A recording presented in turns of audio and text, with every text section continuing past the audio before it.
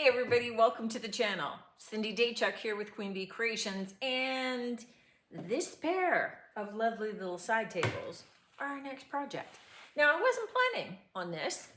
We're in the middle of doing a big build of a 4x8 foot rolling craft table here, which means I have to clean out a bunch of junk to make space for it, get rid of a couple of tables that have been sort of crafting on. You'll see it in upcoming videos, certainly a cleaner space for me to work on, all kinds of wonderful things. So those of you that have been really fretting over how messy my craft table is, hopefully I can keep this one neat. Those of you that have been fretting over the stash of all my thrifted items behind my craft table, probably still gonna look like that, sorry. But I went out thrifting today. I got these at the thrift store. This is gonna make you cry, guys. I got them for $16 for the pair after my senior's discount. It's about the only day in my life that I enjoy being a senior. So they're awesome. Now, the paint job is awful. First of all, it's not all finished. This one is slapped in there, bright yellow inside. This one is a green inside. And there are a couple of issues. So, you know, I'm going to paint over this, but there's a couple of things to check for before you even start painting. And that is, does everything slide nicely? Does it have space on the sides for me to be able to paint those sides, right? Do the doors work? Now, this door over here closes, opens and closes nicely. You can see without any issues. I don't really have wear spots to worry about. This one though, you can see already, it stops here. And you can see scrapes down here. So before I start cleaning anything, I need to deal with this because I'm going to be making a mess sanding. So what it does mean is I'm going to need to sand off a bunch of this base, enough that this swings closed, and it may mean that I don't paint this underside because I'm definitely going to be painting this. So I'm likely going to want to sand here, but I'm going to sand here as well to make sure that I've got a lot of space. So the things that I'm going to do off camera so that you don't have to hear any of the sanding, I am going to sand those spots. I'm not bothering to sand the rest of the piece. Quite honestly, it's not all top coated even. I don't know what they were doing. So I'm not going to do all of that, but I am going to get it all sanded. I'm going to get it all washed down and wiped clean, and then we can carry on. So I'm going to do the messy, noisy stuff off camera, and then I'll be back. I've got these cleaned off and ready to start painting. I'm going to start with the inside because once the inside is dry, I'm going to tape this off, a nice straight line, not this partial paint smeared thing that they've got going on here. And I'm going to then take that off, have a nice straight line for the outside color. So what I'm going to do, this is my base. I'm going to do Newell by Fusion on the inside because it's kind of like just this greeny gray. And it's going to have, I want to do this with kind of a European feel. I'm going to paint the outside coal black. The coal black is a base. We're going to go over it. We're going to do kind of an old world layered finish on these. I had debated just doing black and gold accents, which would look awesome on these, but it's just not as much fun for me. So we're gonna do black on the outside. So I want to get all the inside painted into the Newell. Now the other thing is each of these drawers has a different color of this fabric attached inside, and it is glued in really tight. So I'm going to paint it. I'm going to paint it in the Newell. as well, because why not? I can. And because they painted the sides, I'm gonna have to paint the sides to be able to hide the lovely paint job that they did. So I have gotten into the store these zebra, okay, it's open already. The zebra, I think it looks like a zebra, Palm Pro 2-inch brush. And it's got nice soft bristles. I want to try it with the Fusion. I haven't used it yet. I think it's going to be awesome with the Fusion, but right now, that's just my guess. So we're going to get this painted out and see what we think. Now, I'm going to paint the inside of the drawer of the cabinets black. I'm not doing it the inside color. I'm just doing the inside color. That's my preference. You do you if you want that outside contrast, but I'm going to have a lot going on here as it is. I'm just going to finish it the same as I'm doing the front. I like that look. So, of course, removing my plastic, because we always put that plastic layer on our open jars of Fusion so that the top coat sealer doesn't seal my lid. And oh, that's nice and smooth, that brush. Oh, Lord, that's lovely. Okay, I think this might be a brush that I love with Fusion. It's nice and soft. It's nice and smooth. I'm getting a really nice smooth finish with it. All right, see how I feel. Not sure if I'm gonna need 1 or 2 coats in there, but I'm gonna get that all done, leave it overnight. So then tomorrow morning when I come in, I can paint the black. These are our little side tables with black on. You can see already the difference that black makes, just how the color transforms the look of these. Now, certainly if you were doing something like this, you could easily just put a second coat of black on. It's a little uneven because it's just one. And then do gold on all of those highlights and trim. There's so much detail on here that it would be very blingy. It would be lovely. We're going a different route, however, so we're not doing that. What I do want to do is mix up, there we go, a bunch of color washes. We're only going to do them one at a time, but we're going to take it from black to lighter. But we're not going to do any of the washes really opaque. We want all of the base colors for each subsequent layer to kind of shine through. So what I do have is just a lightly damp rag. And I'm going to start and I'm going to work sort of from dark to light. So this is my darkest color, obviously. And what I have here is soapstone from DIY, which is a gray. Now it's not as dark as like a charcoal. So we're going, you know, shades up each time, but it's definitely going to prove lighter than we currently have. So what we need for this is a little bit of paint. We don't need a lot. And if I needed more, I could mix more. But I want it to be a wash, meaning I'm now going to add water to it.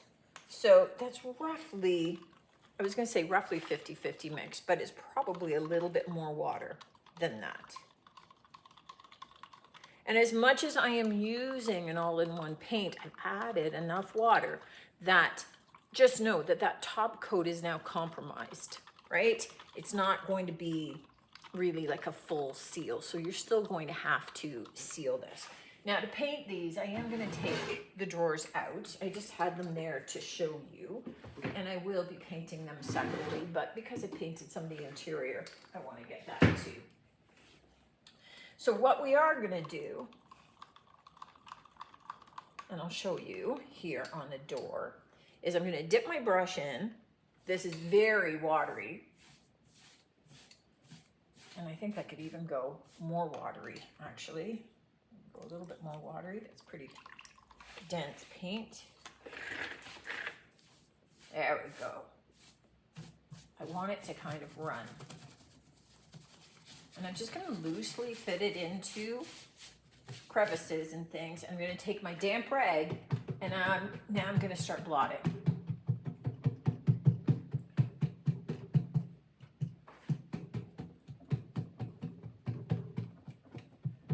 getting the texture of that rag. We're removing a lot of the paint. And we just keep going until we're happy with how much we've removed. Okay, so I get, doesn't look great yet. We need more layers of this. But what we're gonna do is do this over the whole thing to all of our surfaces, let it dry, and then we'll come back and carry on. This next wash that I'm mixing up, I'm using bayberry, so you can see it's very green. I am not doing everything in this, but I do want to have that green in some of these details and the elements before I start doing any other colors above it. So you're kind of having to think a little bit in reverse. You're adding in colors now that are going to be on the bottom, that are going to be in behind, right? And oh, wrong cup. Okay, this was my water. It's all good.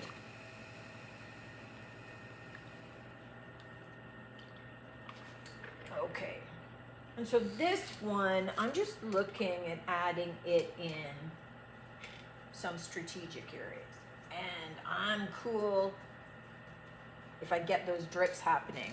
Now bear in mind, this is the same cloth. I rinsed it out 6 times while I was doing the gray coat. So know that you're gonna be doing some rinsing as you go. And that's to get some of that paint off, to be able to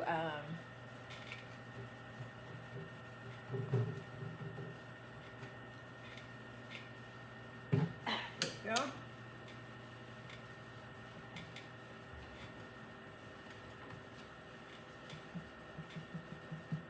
So this one I'm just going to add a little bit slowly. Obviously I'm using a smaller brush, but you can see already that it's creating a little bit of accents here, and we're just going to carry on. I'm going to add it.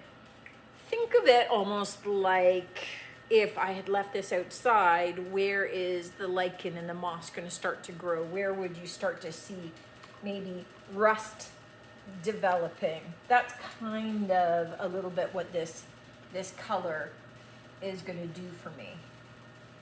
And again, I'm still doing some other layers over top of it, so we're just going to see hints of it. The difference is that I'm going to hang on to this particular wash in case I want to strengthen it later. All right, the next wash that I'm going to mix up is linen, and it's kind of this taupey color that we're going to layer on.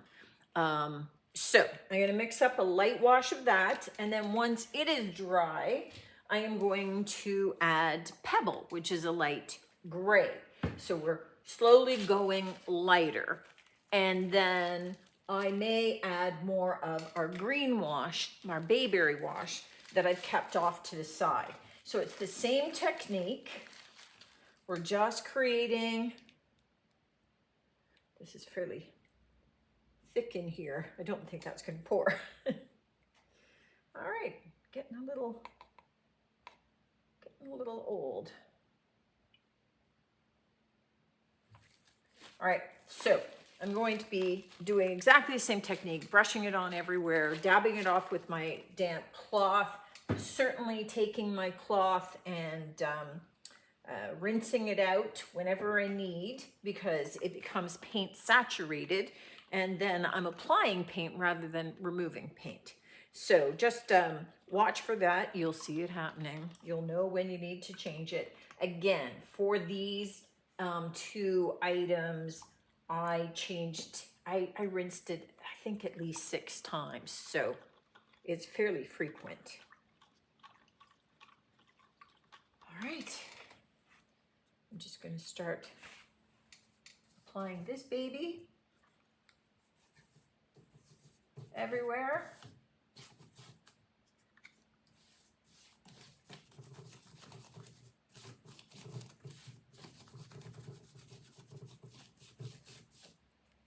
and we'll start taking it off.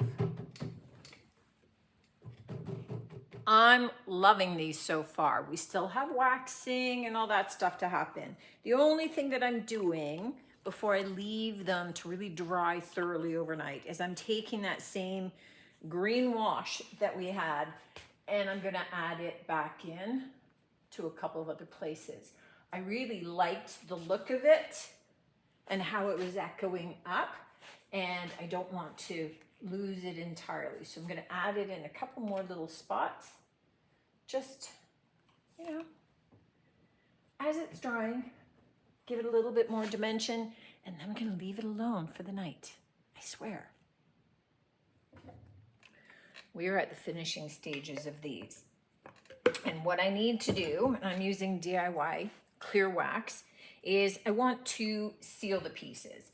And I'm gonna be doing still a couple of steps with wax with these, but I want to make sure that, again, these are fully sealed after I've done, you know, the washes and things, making sure that this paint isn't gonna go.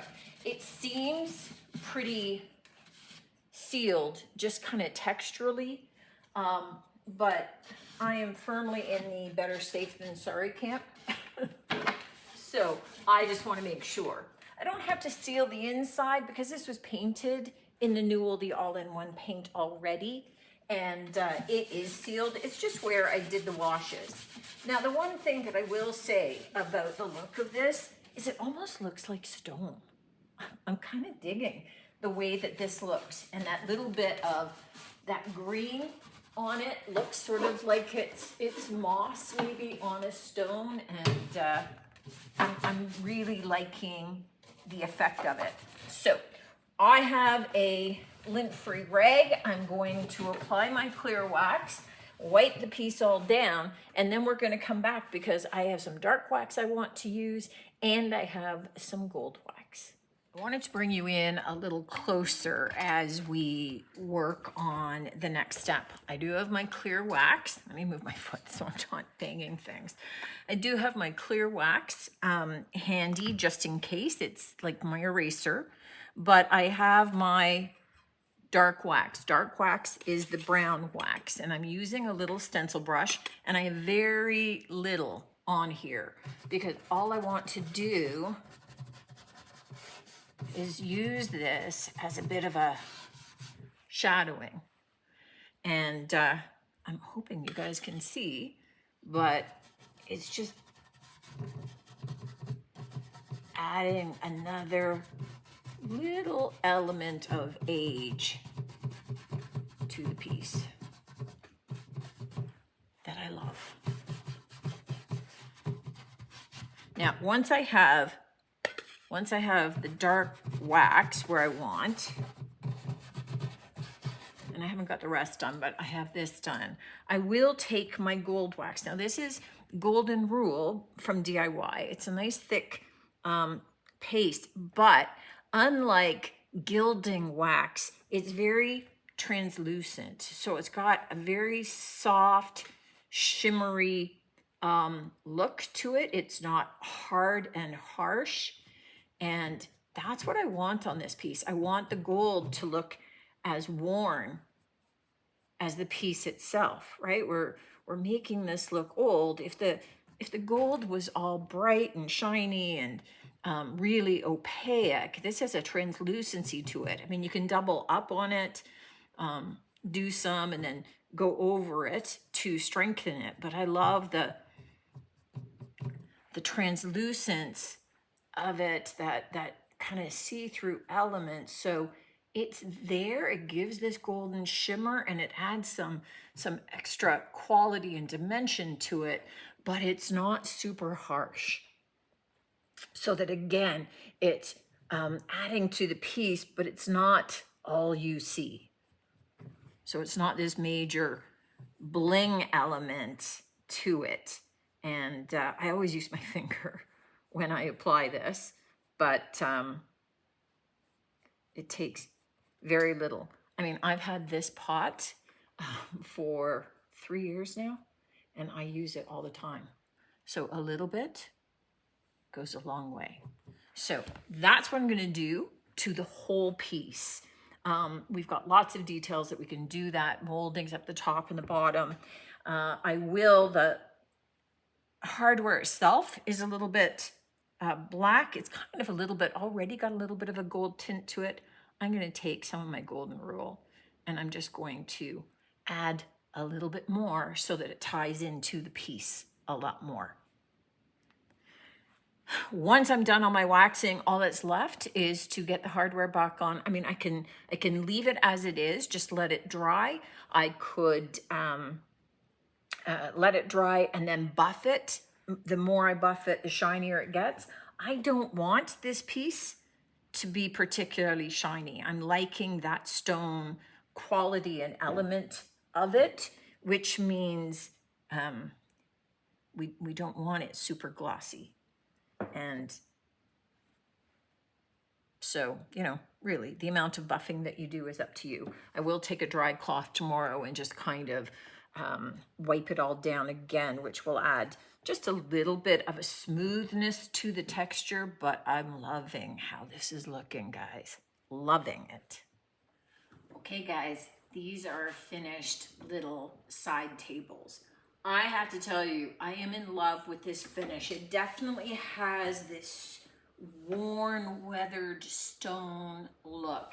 And that's because of all those fabulous washes. I'm going to take some close-up pics for you so that you can see the actual finish itself, the wear, the dark waxing, the light waxing, nice and clean on the inside. But yay, I love this, especially the little pop of that gold wax, which is so translucent. It's got that nice soft sheen to it, as opposed to a gilding wax, which is much stronger and much more opaque. It was just the right touch to really bring out a lot of the details. I hope you picked up some tips along the way. I hope you love this finish as much as I do and that you give it a try. Bear in mind, as much as I'm doing it on a piece of furniture, you can do this same technique on smalls, so pots and candlesticks, anything like that, to be able to bring kind of that old worn look. Tell me what you think. This was an experiment. I'm doing this again, and I'm glad that I recorded it so that I can go back and remember what the heck I did, what colors I used, because I love this and I will be using it again. Let me know what you think. Love to hear from you as always, and definitely looking forward to seeing you on the next one. Until then, take care.